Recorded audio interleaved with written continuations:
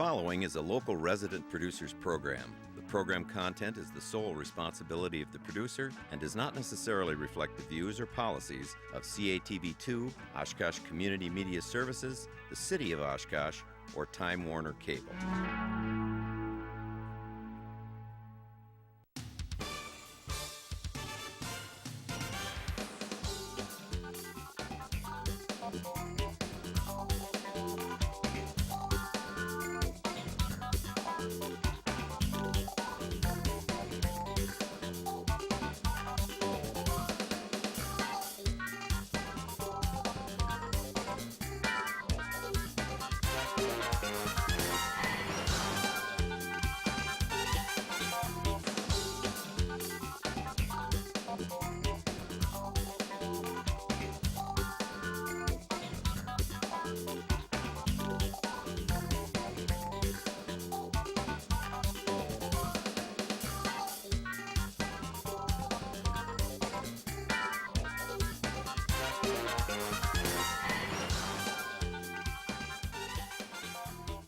Everybody, welcome to Eye on Oshkosh. I'm Cheryl Hentz, and I'm very happy to be joined once again by a familiar guest. She's been here a number of times and always brings us a lot of good information.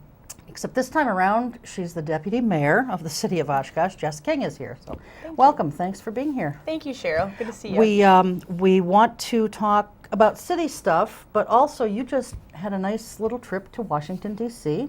as part of the, now I have to look at this, the Young Elected Officials Network. That's right. So what exactly is that? Well, basically, it's a nationwide organization for folks who are 35 years old or younger that have been elected to office. And most of us are, in school board offices or local municipal offices, whether they be county or city.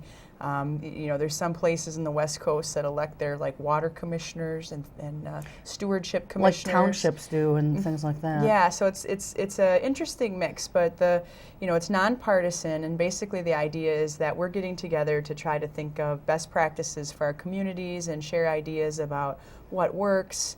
What are the new trends in local government, and it's just a really good opportunity to get some education and feedback, and then to also kind of acknowledge that sometimes when you're a younger elected official, you're taken maybe a little less serious, and to find ways to overcome that, to say, we bring good ideas to the table too, and we need to, move our communities forward. How long have you been a member of this organization, Jess? I joined shortly after I got elected to the City Council, so I've been participating for 3 years. And the other two convenings that I went to, one was in Little Rock, Arkansas, and the other one was in Atlanta, Georgia.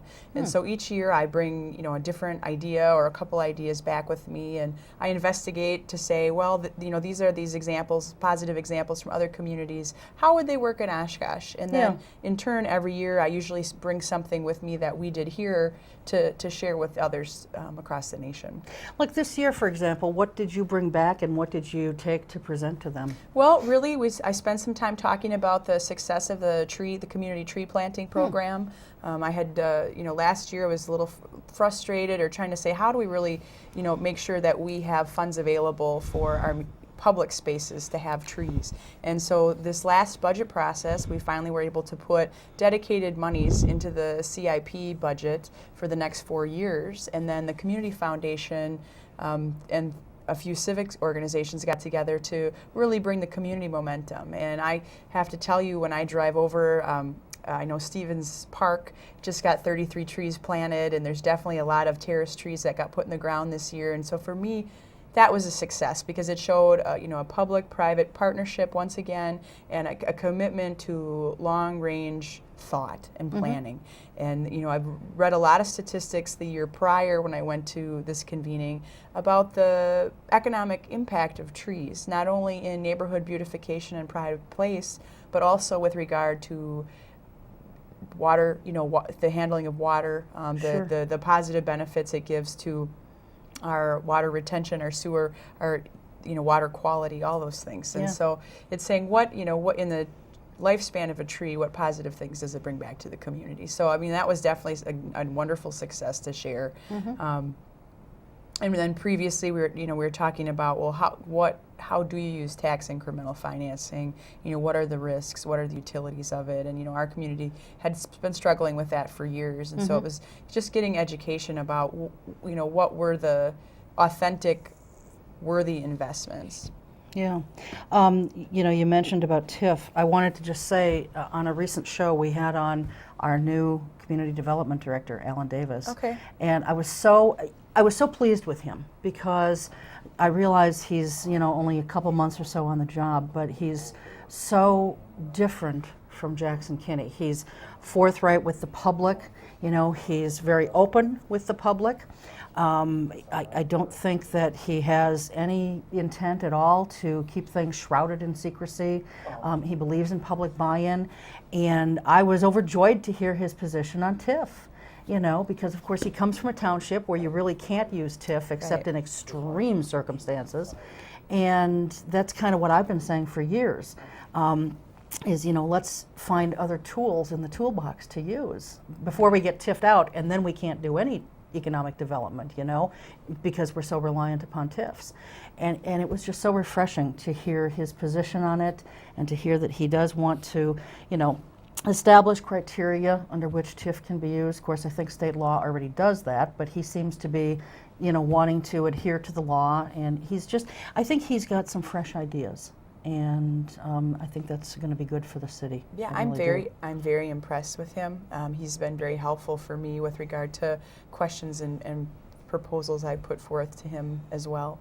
And I think we're at a really excellent time. And when I think about where we were in 2006 when I decided to run for council and where we are today in 2010, I just feel I feel a sense of vision, and I feel that the department heads and the city manager have really opened themselves to saying, what is our direction? How can we make sure citizens are engaged? And is it really a quality improvement? Yeah. Are we making priorities, and are we making valuable decisions that have a positive outcome, for the entire community and not just a certain geographic neighborhood? Yeah. To say how are we really, and I think the citizen surveys and the citizen input that we've been pursuing, trying to get more statistical, accurate data, we're making a lot more effort in those areas than I ever remember before. Right. And, it's not always perfect, and there's always going to be a need to continue to refine those processes, to make sure they are statistically valid processes, and then to really align our objectives with the budget process, and then that's why, I supported the creation of that long-range finance committee, citizen committee, and we've really, it's been disappointing to struggle with the fact that hasn't convened yet, and to say, well, the budget process is already almost upon us. In my mind, I feel like we'll blink and the summer will be over, and we'll be right back into the same budget scenario we were in before, and that that's going to be difficult because of the economic realities, because the state revenue will likely not be there, and we're going to be really challenged to say, how do we engage citizens and how do we problem solve to say, what services do we continue, what services can we problem solve to save money, to make more efficient, and then where do we go? And we have the state limits as to how we can, what our taxing authority is, and then what are we going to do? And it's a serious problem. I see it coming, and so I really hope that we do populate that committee, give them an opportunity, and then I hope that this year's budget process is more driven by, the objectives we set out, the community-wide objectives that the council set out.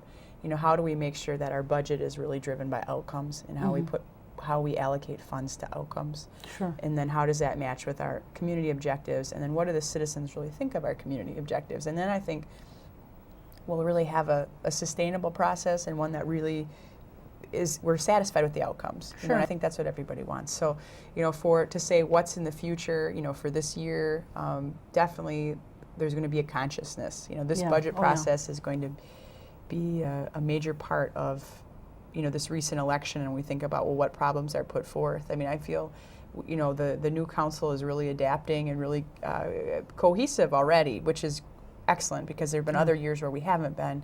So I think that's a valuable asset to say, how are we going to go forward with the budget process? And then how are we going to face the reality that, the state may have to do another budget repair bill. The next future budgets, where are they going to cut, and then how do we take those cuts and then turn them into something that isn't harmful Sure. to existing services. Well, other than budgetary constraints, which is a problem all over this country of ours. Right. Other than that, what are some of the other challenges that these young elected officials that you've been to these conferences with?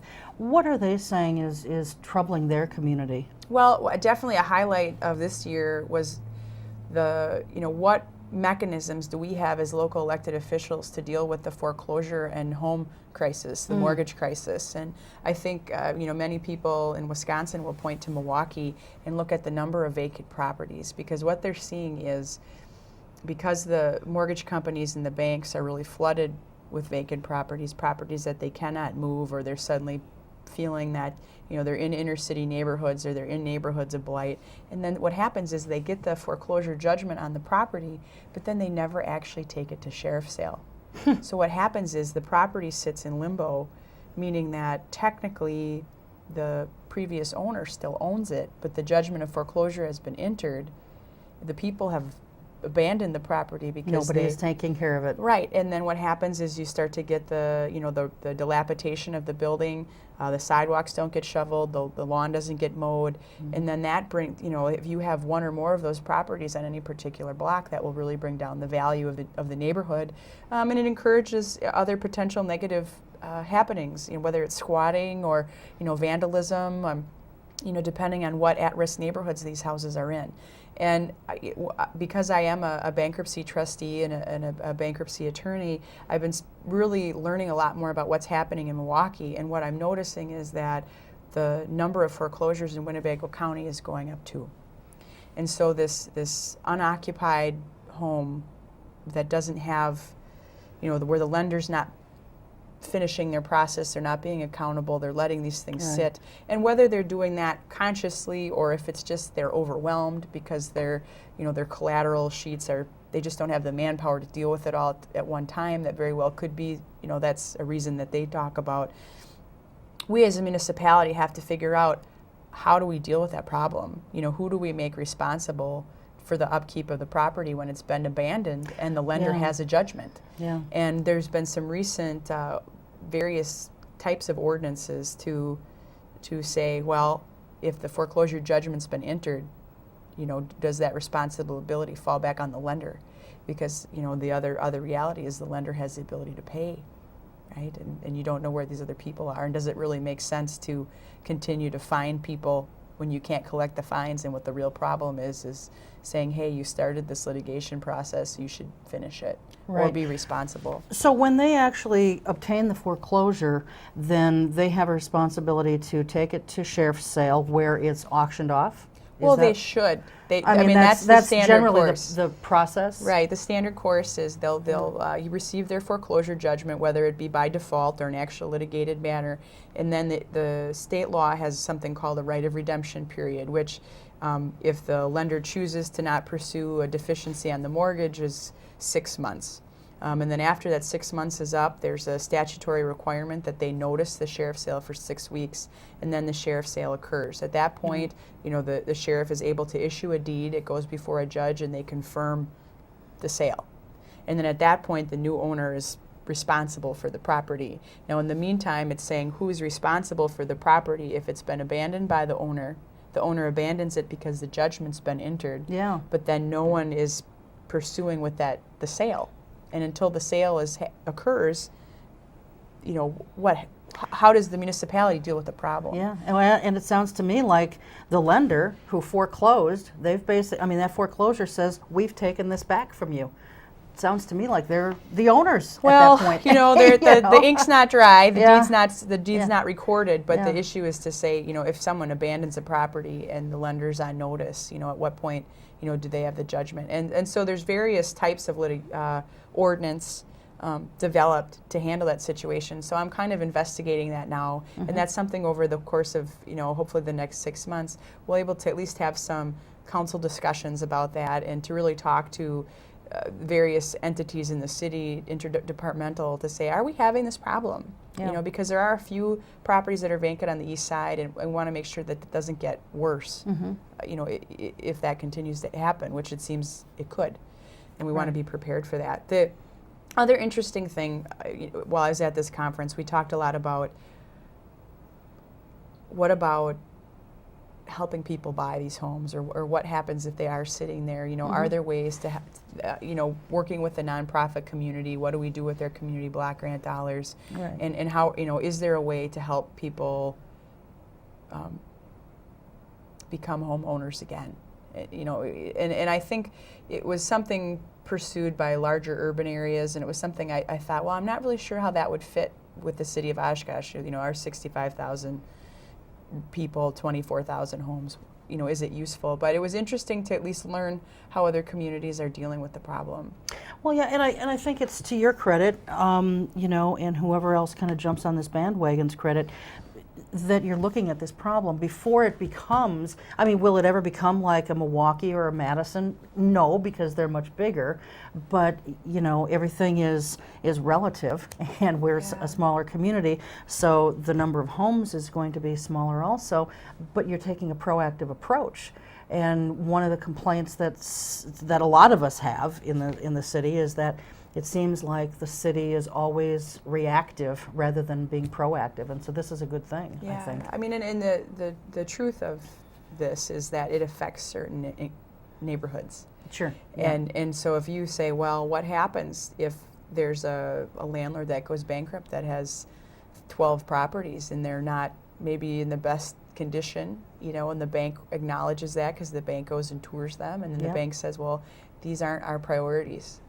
And then it's saying, well, okay, if they're not occupied because the tenants leave because they know, because the tenants receive notice of the foreclosure, so they leave, and the landlords wash their hands, maybe they filed bankruptcy, and then to say, well, you can't keep empty, dilapidated homes sitting there to further, you know, to further affect the neighborhood. Right. So yeah, that's one of the things. The other, maybe more interesting, I was trying to imagine, now how would this fly in Oshkosh, you know, a different proposal, but in Santa Cruz, California, which has a similar population to our city, it's got about 68,000 people in California. They actually started a grassroots campaign to ban styrofoam. And styrofoam has a high environmental consequence, the use of styrofoam, and it's saying, well, I looked at the mayor, you know, that helped launch this proposal, and I said, well, gosh, you know, that strikes me as a very large hurdle, you know, with folks who say, you know, how are you regulating, and, you know, other communities around us aren't doing that. Does that affect our competitive advantage? You know, how do we do that if we're this large of a community, and, you know, and does that chill business? Does that impact business? Is that unfriendly business practice to regulate something like styrofoam? Yeah. And what I thought was really reassuring about this story, about the banning of styrofoam, is that he really went to the business community and found the alternative. You know, for all the styrofoam supplies that were manufactured, what they had done is they had put together a brochure resource to say, here are your alternative purchases, you know, and that if you buy, whether they're out of paper or other recycled or biodegradable material, you know, businesses, please use these. And so what they did is, instead of proposing the regulation on the front end and receiving the reaction, they got their information straight first. They went out to the business community and said, what do you think? And then as a community, they were able to say, yes, we want to be environmentally friendly. We don't want we don't want to encourage the use of styrofoam. And then what happens is they had some multinational corporations that are active in Santa Cruz the same way they would be active in Oshkosh. And I think the example the mayor used there was Stone Cold Creamery, the ice cream company. Yeah. And basically, you know, that helped them change their packaging and their use of styrofoam throughout their multinational corporation. And so it shows that you can make this positive impact, and it really kind of educated us on how do you start that process. And I just thought it was a great example of work, you know, getting the material together, floating it out there, responding, but then being able to come to a positive community outcome. Getting that buy-in from whoever first, which is part of what's going back to Alan Davis, you know, being have full disclosure, get public buy-in, get business community buy-in, and truly work as partners. You know, we hear this public-private partnership so much, and yet is there really, I think sometimes the private part of it, being the citizenry, I think that part kind of is shoved off to the side and sort of forgotten about. And so it's just nice to see that there are some efforts being made to work toward a common goal with everybody, you know.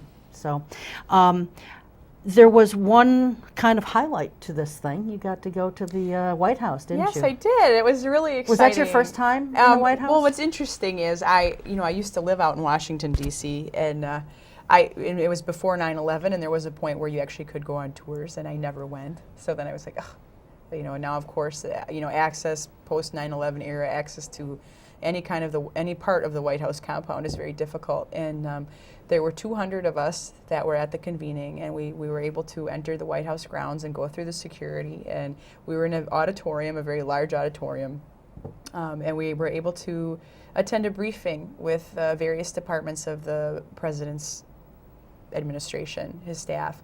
And it was really, we spent quite a bit of time with the Office of Intergovernmental Relations. And it was a great experience to have the president's staff acknowledge that federal programming is only as good as the local ideas, you know, and the staff was very upfront to acknowledge that each solution needs to fit each community, and that we are not, you know, you cannot just throw one program at everybody, and everyone has different challenges and obstacles, and everyone has different successes.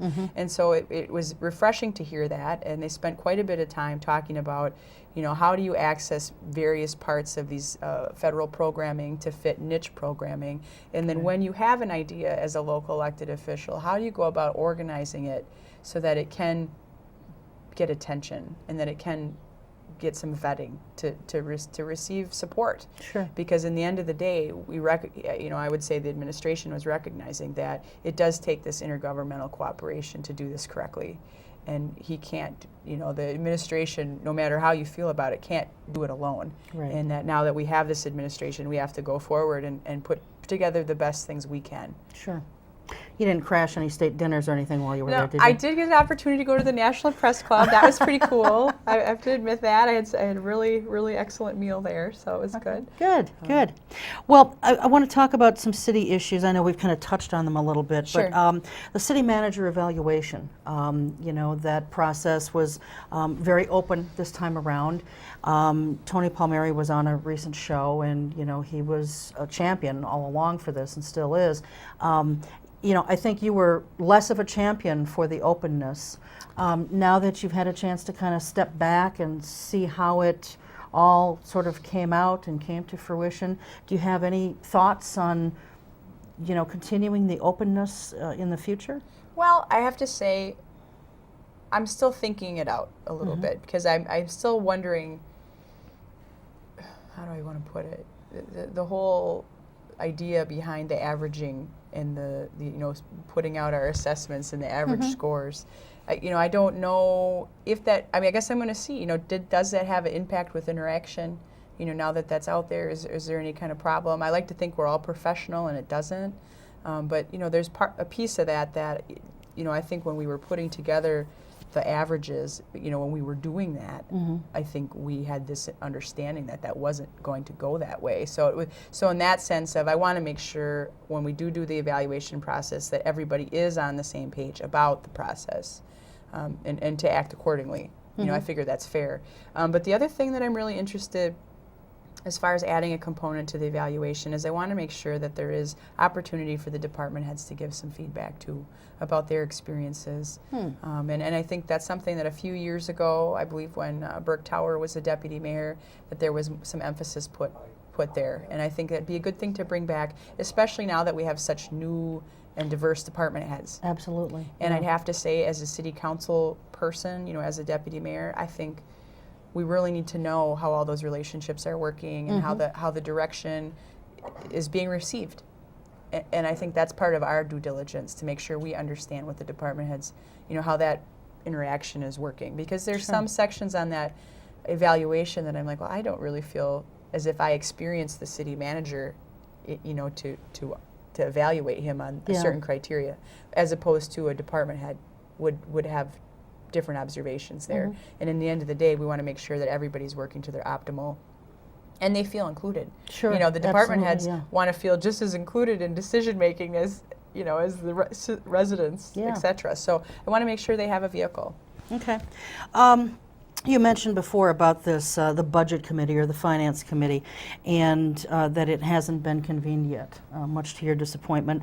And I think to other people's disappointment too. And now I didn't see the last council meeting, but I was told, and you said that this occurred too, that Mayor Esslinger was trying to figure out a way that perhaps some little perks could be given out to folks to sort of encourage them to apply for boards and commissions in the city. And it's not just something that he does, but this has been an issue with every mayor that I think we've had, certainly in recent history, as long as I can remember, where mayors have cherry-picked from the applicants, their friends and what have you, to put them on boards and commissions. If the cherry-picking would stop, and you just appoint the people who are, who are either committed to this cause or who have some demonstrated ability to be able to serve on that committee through whatever kind of past experience they have, I think there'd be more than enough people to fill these boards and commissions. And you wouldn't have to entice them with little things like a pass to the museum or a pass to the water park. I don't know how you guys can really offer that anyway, and since I didn't see, because there's ethics involved, I understand that the ethics laws say it shouldn't be anything, greater than $25, but when I've served on boards and commissions in the past, the city attorney has always said, look, it's best to just not accept anything, and that way you're completely in the clear. So what was the reaction from the rest of the council to this? Honestly, there wasn't much reaction because it was definitely a spontaneous utterance, so to speak. All right. I mean, I didn't see that coming, and I think I agree with you, Cheryl. I think that kind of perk, as it were, maybe isn't the right direction to go, and I think what really needs to happen is recruitment. And then I think value for service. I mean, we've tried to acknowledge and appreciate volunteers during the State of the City address and acknowledge milestones and years of service. And, looking at it from that perspective, I think sometimes volunteers don't feel appreciated. And some of that can be a result of the political will of the council being different than the advisory board or the commission. I mean, I can't tell you how many times the council has disagreed with the plan commission, for example, but that doesn't mean their service isn't valuable. But I can imagine how those individuals would feel frustrated and say, well, then why am I serving? If nobody's going to listen to what my committee or advisory board is proposing, why am I here? Well, even just an acknowledgement that someone's application has been received. Esslinger never once even acknowledged an application that I submitted. Now I don't know if that's a personal reason on his part or if he's just not accustomed to doing that. But I think that as a matter of policy, when someone takes the time to fill out an application, whether it's by longhand or sitting at the computer and submitting it electronically, someone from the city, and it probably should be the mayor since he's the one who makes the appointments, should send an email or a hard copy letter by surface mail and say, hey, we got your application, thanks. And give them some kind of a timetable as to when a decision will be made. I think that's the very least that the mayor should be doing, and he doesn't seem to be doing that. So another suggestion for you. I will take that. I will pass that along. Maybe the greater community now is aware of that. I mean, one of the things that the mayor did acknowledge is that there was a retention policy and that the city had been keeping some of these applications for quite a long time. And then it becomes difficult to say, well, why are we keeping an application that may be 8 years old? At some point we have to say, what is our just overall policies about how we handle this or how the mayor's office should handle this. And I don't want to, one of the few carrots or sticks of even being the mayor, that is one of the few things that differentiates the mayor from the rest of us on the council, is that ability. And you know, as much as you want to make it as objective as possible, you know, right now there is no way. There's nothing. It is all subjective. And then, you know, we bring it before the council, and I think, you know, to be honest with you, as a council member, if somebody wants to serve, and the mayor is whoever the mayor may be, whether it be Frank Tower or Paul Esslinger, you know, the ones I've had the pleasure to serve with, you know, I'm just happy we have volunteers. Yeah. And I think at, you know, looking at some of these committees now that we cannot populate or have been delayed in populating, whatever the reason is for that, if it's a lack of volunteerism, well, then I think it comes back to saying, well, how do we acknowledge and appreciate our volunteers? Mm-hmm. And I don't think that has to be done with, emotional value and acknowledgement is important, Mm-hmm. and most likely more important than any kind of nominal trinket or thing that we could give them. Right. And I think to feel as a valued volunteer is the most important thing. Sure. Well, and if you've got those old applications, just a thought, you know, maybe the mayor could go through them and call those people up and say, hey, you know, are you still interested in this? And if so, you know, could you just submit a current application, because this one's old, you know? So anyway, thanks. I Sure. appreciate your being here. Wish we had more time. but- Oh, flies by all the time. It does. Anyway, we're going to take a real short break, and when we come back, Bette Lang from the school district will be here. We'll be right back.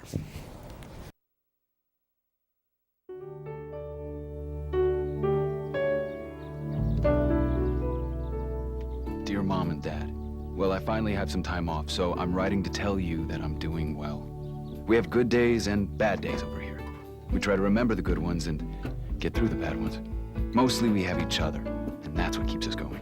And Mom, since you asked, if anyone wants to help, just tell them to contact the USO. You can't believe how much they do for us.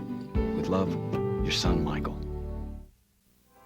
Every year, the U.S. Department of the Treasury receives about 1.4 million reports of problems with paper checks. Checks can be lost, stolen, or delayed. If you still receive Social Security payments by paper check, Treasury wants you to know about a safer, more convenient way to get your money. The Direct Express Prepaid Debit MasterCard. The Direct Express card is new and is available to anyone receiving Social Security benefits, even if you don't have a bank account. Your monthly benefits will be automatically placed onto your card account each month on the day your money is due. While other debit cards cost money, it is possible to use the Direct Express card for free to make purchases, pay bills, and get cash at thousands of locations nationwide. There are no sign-up or monthly account fees. No more waiting for the mail or worrying about lost or stolen checks. Call 1-877-212-9991 or visit www.usdirectexpress.com.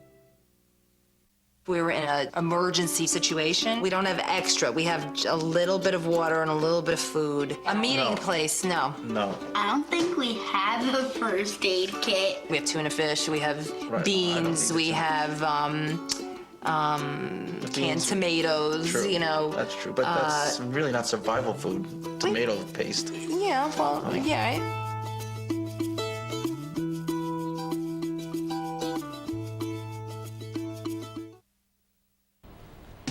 And welcome back to the second half of Eye on Oshkosh. And as promised, Bette Lang is now here. And this is kind of bittersweet. It's always a pleasure to have you here, but this is the last time you're going to be with us because your interim term is coming to an end. Very rapidly, Cheryl. Yes. And I have to say it has been a pleasure being here. This is Yeah. a wonderful service that you provide the Oh, community, thank you. and it's just it's great to be able to come and talk to you about some things that are better said out loud than on paper at many times. So thanks for always providing that venue. Appreciate it. You're entirely welcome. Thanks for being here. And I'm looking forward to, we've started laying the very initial groundwork, and I know you've probably paved the way for us a little bit too here at Eye on Oshkosh, but we're looking forward to having the same kind of really good relationship with Don, and I'm not sure how to pronounce his last name. Is it Vigut? Vigut. Vigut. Vigut, Okay. yes. It's a true German It name, is isn't true it? German, Vigut. yes. Okay. Yes, and Well, he is very sorry he couldn't be here this evening, and I know he's looking forward to meeting you and being on the program. Well, he's working essentially two jobs right now. He's Yes, in he his own is. district still, and coming here to try and take over from you, and you're helping to make that transition. Now, you're done at the end of the month. Actually, June 18th Oh, will wow. be my last day. Wow. So that's why I said it's coming rapidly. And he starts July 1. 1st. So for about 2 weeks, we'll be without a superintendent? Yep, actually about a week and a half. Okay. And we have 2 people in the district, or actually Patty Vickman probably will be the person. If you recall, probably you don't, Cheryl, 2 years ago before I got here, Patty Vickman and John Sprangers were kind of filling that gap. And the reason we thought this could work well is that there's a board meeting on June 16th. There isn't another one till July 14th. Okay. So there's a nice gap of time. There's an opportunity, and the district then doesn't have to invest in me, can have a little, rest time before Don hits the ground July 1. Yeah, all right, excellent. So, the transition period has been going on for a couple of months now. Yes. I'm assuming that it's going to be done in such a way that it's going to happen rather seamlessly. There may be a few hiccups along the way, but pretty much it'll be smooth sailing. I think it will be. The superintendent job is one that it's a generalist job, and typically there are many people involved with different parts of the job, and when it comes to the final decision, it comes to the superintendent. So this is not the type of job that anyone is an expert in only one area. There are several areas. There are a lot of backup people, excellent people in the district who know all the ins and outs. And when Don comes on board, not only will I pass on the situations that I'm dealing with that need to go forward, but he will then have someone to turn to say, okay, give me the details on this. So it's the type of position that, it's the type of job that your job is to make sure everyone else is doing their job. And we have excellent people doing their job. So I think it will go very well. He has been spending time in the district. We have some open positions, and he's working to fill those positions because obviously he'll be the person working with those administrators. So he has been in and out, and we won't see him now probably, though, till more the end of the month, I would think. Well, graduation is coming up for all these districts, and just a lot of things to kind of wrap up as the school year winds down. So exactly, and with his position in his district, that position will no longer exist after he leaves. So he has a double duty, I think. It's not just kind of packaging things for your successor. It's also saying, okay, there won't be a successor. How do I make sure these things don't get lost? And so I think he's got lots to do. I think that's probably the best, as you said, a foot in each district and much to do. So they will not have a superintendent in his district? He was assistant superintendent in Wausau. All right, so gotcha. again, and when you talk about budget and trying to put your resources where you can, they're making several organizational changes, and their superintendent has also left Wausau, moved on to Iowa City. So there's that. There's just a lot of change going on, and a lot of change going on all over. So it's including here. Including here, There yes. are 5, at last I counted, there were 5 pretty high-ranking administrators within our school district who either have left or who have announced that they're leaving. 2 have already left, and 3 have said that they're leaving.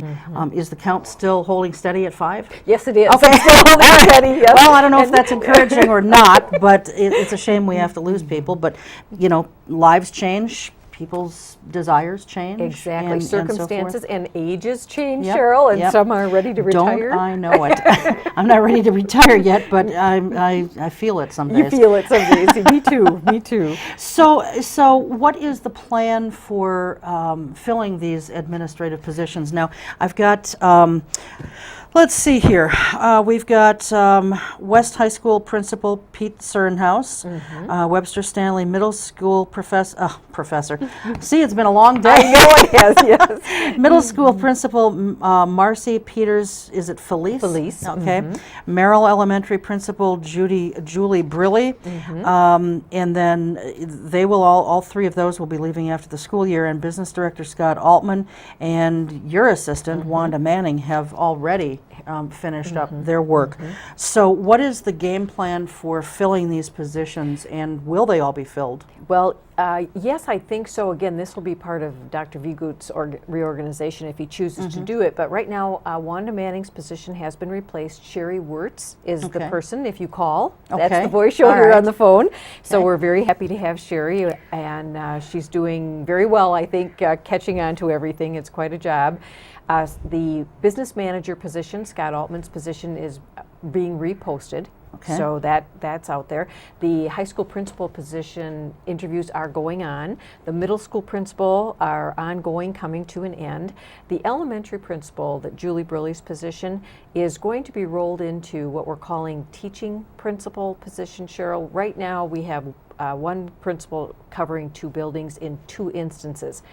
At about halfway through the school year, we started to get reports that this was it's very complicated in that there's 2 whole sets of things that must be followed, like there's school improvement plans that are specific to each school. One's a SAGE school, one's a not, just several different complications. Yeah. It became too much. It was the people who were doing it, we were wearing them out, burning them out, and on top of that, they were not feeling like they're doing their best work, which is not a position you want any employee to be in. Right. You want them to be feeling they're giving 100% and it matters. Absolutely. So we're looking to try to put some teaching principles in place, and I think that will be rolled in with the elementary principal and kind of do that, so you have a real nice pool to pick from. The pools haven't been very deep for our positions, and it's not just Oshkosh. As I talk to my colleagues, there are other superintendents retiring. Pools are not as deep as you'd wish for choices, but these are times. People say, well, we want to be the place that everyone wants to work, or the best place. You can be, but it has to be, what kind of everyone are you looking for? Sure. At this day and age, you need people who want to embrace the challenge, are ready to do some real tough decision making, are ready to look at things differently. It can't be the same as it always has been, and so that's always a challenge. So I think all places and all education, to me, is vital. You know that. I'm very biased. So I really feel like the type of person that we need to attract now is not someone who says, well, I love this job, I'm going to come in and it's going to be my career and I'm going to last forever. We need the people now who want to come in and say, I'm going to take a couple risks here, well thought out, calculated risks that may not be in my best interest, but are going to be in the best interest of this district and these children. And that's kind of a different way of thinking. And I'm hoping these the generations, our Generation Ys and our millennial generation, as they're coming out, I hope we're teaching them that that's the kind of world we're moving into, and it's what we need. It's certainly what we see on any level of government, that this is what we're looking for. So. You said the pool isn't as deep as you might like. How wide of a net is being cast to fill these positions? In the superintendent position, Dr. Vigut's position, there was a national search. They used it. They used a national search committee, and so that was a very large pool. And they had applicants from other states, so we know that paid off. The state, we post on something on websites throughout the state, and they can be picked up by other people. I'm not sure if they had out-of-state applicants for the principalship positions, but they had in-state applicants. And the good news, I think, is we have in-district applicants. That's always very good. But you want that good combination. You want the mix of inside and outside, because it's just a good way to get a sense of how's your district doing. When you interview someone, they're interviewing you, obviously, but you're interviewing them, and you're learning things. It is, and you're learning things, about how to do business and what other districts are doing. So that, the old day, Cheryl, and I'm old and go back a long way, but it would be nothing to have a principal position posted and get 40 or 50 applicants. It's not so nowadays. If you get 20, and for some you only get 10, and it's just, and I work in higher ed, and we work with people who want to get their superintendent's license.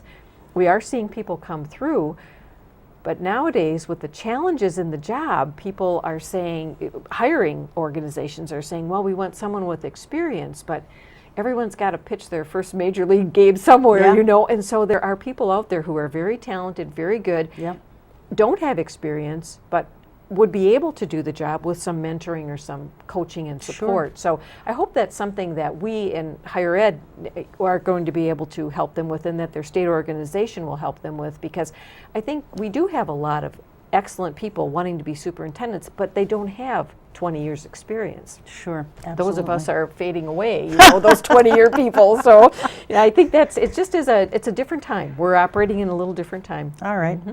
Well, obviously, there's a new school board now that has been seated, and I know just from seeing very briefly the school board meetings on TV, it's a different atmosphere than it was before. What is it like in the boardroom? Is that atmosphere change even more noticeable? You know, I think it is, because And it's in a positive way, yes, I'll say. yes. And I have to say, having worked now with over 15 years with many different boards, because every year one person changes and you have a new personality. That board takes on, just like any group, takes on a new personality. So yes, there is a personality change. There always is. And the leadership, when the leadership changes, the president, the vice president, that working group of treasurer, that when that group changes, that changes the tenor in the room as well. This is no different. Having board members run and be elected is no different than when boards go to look for superintendents or buildings look for new principals. If you have something in a person who is leaving or retiring, you think, well, we have had enough of that. We're going to look for this now. And so that's what I find, that personality switches. And some years it's, oh my goodness, we don't want to raise taxes. We want to really, make sure that we're very strict and stringent. So we have this type of a person hired as superintendent or elected as board. Then the pendulum swings and we say, okay, now we want to go back to the more student-focused, or, however we want to look at this, and not so financial. So then we look for this kind of a person, and I think the community responds and looks for board members who, so I just find it very interesting to watch the changes in the dynamics. And there is a new dynamic.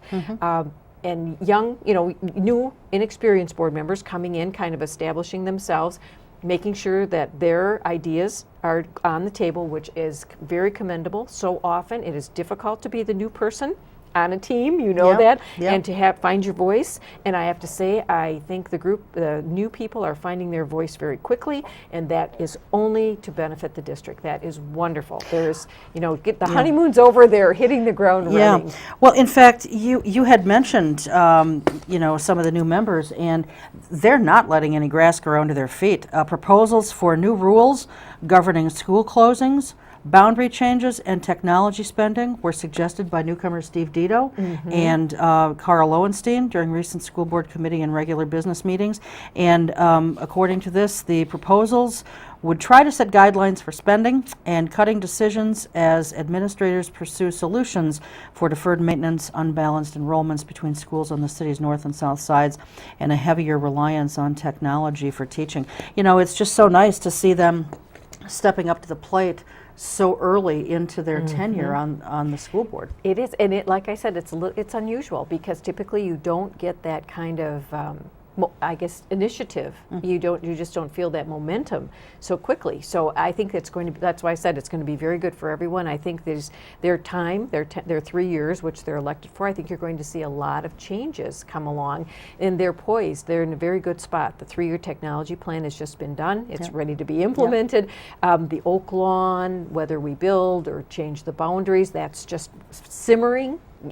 So I think it's wonderful. It is interesting how people come together at a time just when you need them, isn't it? And you're ready to make these changes. And I think Dr. Vigut coming in, he is a strategic planning type person, and I think that is all coming together very well. I just think the district is just ready to blossom again. It blossoms all the time, but it's ready again. Well, it does seem like it, and as a citizen and a taxpayer, it's refreshing for me to sit back and be able to see people who are not just school board members, but new school board members, willing to get their hands dirty and do some of the grunt work after experiencing certain school board members who do nothing but sit back and say no and vote no over and over and over again, but they're unwilling to, in most cases, offer up any solutions. They just want to shoot everything that's being proposed down instead of offering up something on their own.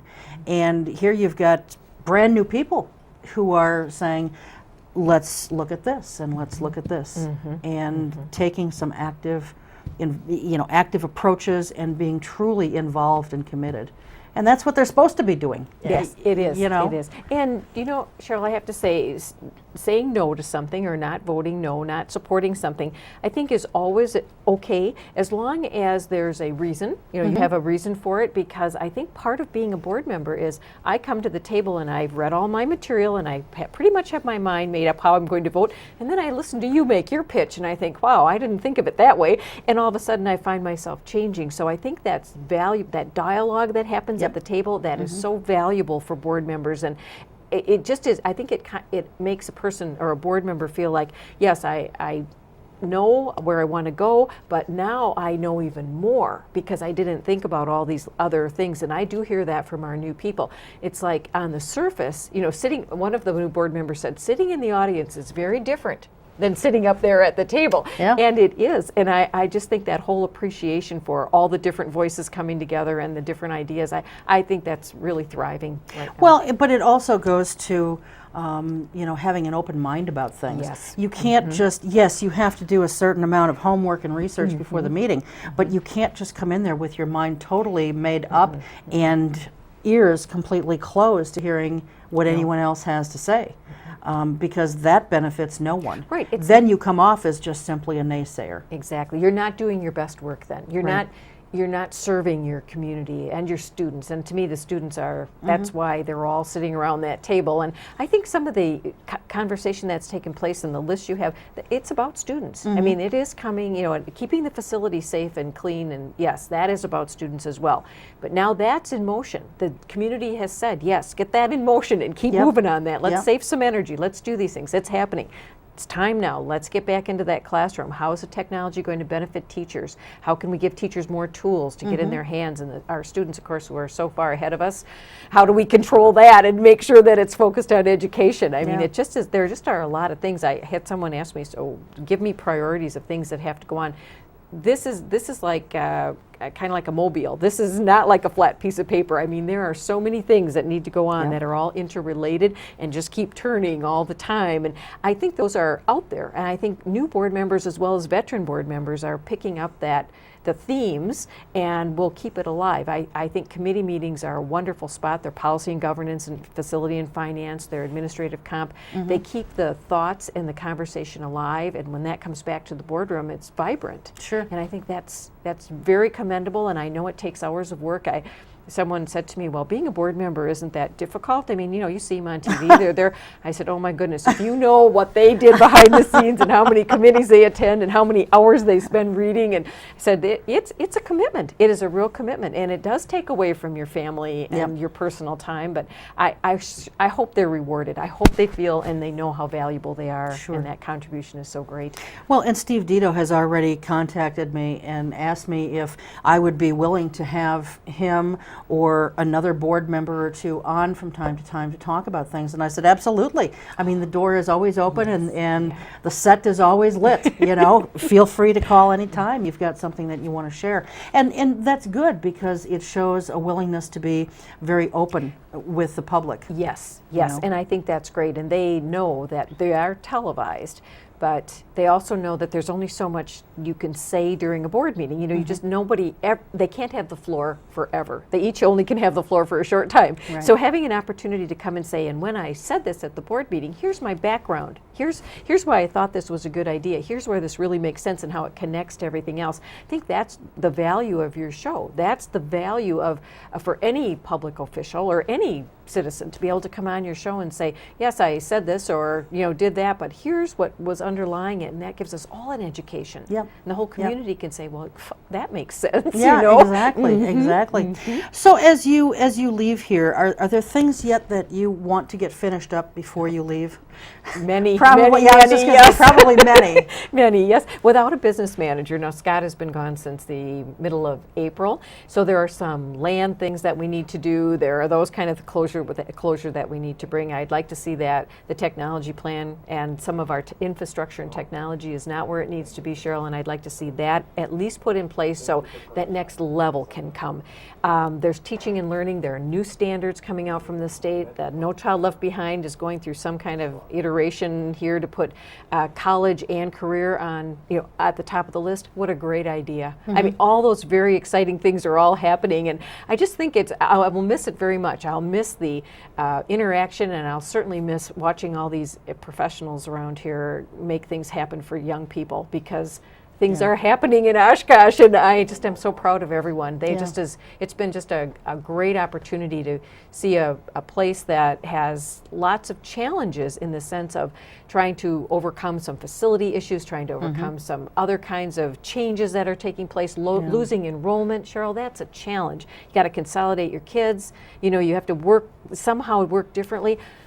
but they just step right up, you know, and do it. And I have to say there are a couple citizen groups in this community that are willing to take on, they're willing to come in and help with the numbers, they're willing to double check things, they are willing to add their voice and learn. I mean, how could, you know, it is great. I have to say I envy Dr. Vigut. He is coming into a great situation and at a very good time, and I think it's just going to continue to get better. Well, good. So you've worked in different school districts, and as you compare Oshkosh to others, what is your take on how we kind of compare? You're very progressive, even though you may not feel that way at times. I know sometimes that people get frustrated, but you're very forward thinking in that it's about what children need to do tomorrow. It's not about what they're doing today, and that's in the classroom. I hear that, I mean, certainly at the board table. Certainly, but it's throughout the district, and that's not always the voice that you hear. In some other districts, you know, sometimes there's kind of a reluctance to make that move, reluctance to take a risk. For example, standardized report cards and using benchmarks on report cards. There's a little more tentativeness. Here, people are saying, and it's not everybody, but there's a very, you know, there are different groups that are challenged and excited by new things, by different ideas and how it's going to be better for students. And I think that's a difference in Oshkosh. I don't know if it's the dynamic of a two high school district, that there's just that constant kind of creative tension pulling everything back and forth, you know. There's an energy here. And it could be because of the university and Fox Valley Tech. And I've said this to you before, in a K-12 system, I mean, it's the hotbed of education, you know, but that's something that Oshkosh has that you don't find everywhere, but it's something that, again, as I said, you need the right people to be here. You have to be comfortable with that. You have to be comfortable with the challenges that kind of come back and forth from the higher ed systems to the K-12 and from K-12 to higher ed, and be looking at that as this isn't personal. This is on behalf of what is the most important, which is children, and that's why people don't back down, and that's wonderful. So that's why I said this place is just, you have some unique qualities here that just set you apart, and I think that's why your WKCE scores come back so well, and you know, you just get this nice achievement level in this district that others are envious of, and that's the difference. And I'm privileged to have an opportunity to have experienced it, having come from other places, and I think about it a lot, you know, so what makes this different than another place? But I think those are the qualities. The people always make a difference, but it's that they have to be in an environment that sort of allows them to grow, and that's being provided here. So what are your plans when you leave here? Well, retiring, I'm going to try that again, Cheryl. See if I can do it. Second time, yes. Continue to teach for a couple of universities, because I just feel like that's a way to give back. I really want to, I mean, I'm here today because of everything people did for me, so I want to try to do that for others. I have those 4 grandsons who got 2 years older now in the time that I've been working here, so I'm going to reconnect, and my husband Tom is retired, so it's, you know, he thinks he has it down pat. Now I'm going to go back to Janesville and move in again with Tom and kind of upset his whole life, I'm sure, so that's on my list as well. But I'm looking forward to that. I'm looking forward to reconnecting with my family again and kind of settling down for a while and taking a breath and watching Oshkosh and how everything develops. Watching how things unfold. Yes, and cheering you on. I would think, don't you want to take like a little bit of a vacation, Betty? Yes, I do. You know, I hadn't even thought about that, but you know, this is the job you do, kind of run through the finish line. And when you get through the finish line, you go, okay, now what do I do next? So my husband's brother moved to Branson, and we haven't been there. So we're making, it's a wonderful place. Yes, we're going to go and taking our family, the grandsons and our kids. So we're a kind of a family reunion type opportunity. So yes, we're doing that in July, and I think that will kind of bring this, so you need to kind of a change so that you realize your life has changed, and I think that will be the thing that will kind of be the leverage point for the next career or whatever else happens to me. Go. So, but thank you, and again, Cheryl, I can't thank you enough. This has been just really a wonderful opportunity, and I think the difference that you make in the community by allowing this venue it can't be measured. Having come from places that haven't had this, I can tell you it's something I think every every superintendent and every board member would be just a privilege to have the opportunity to do this. And Well, thank you so much, and the feeling is very mutual. We've always appreciated your being here and your candor. I know, Dan obviously is not here tonight, and I know he wished that he would have been here to have a farewell with you as well. Thank you. But he sends his best wishes thank for you, the and future. mine to him. Mine to him I will too. do that. Thank you so much. Thanks, Best wishes Cheryl. for the future. That's going to do it for us. We will see you next time. Until then, take care. Keep your eye on us. We've got All Right on Oshkosh.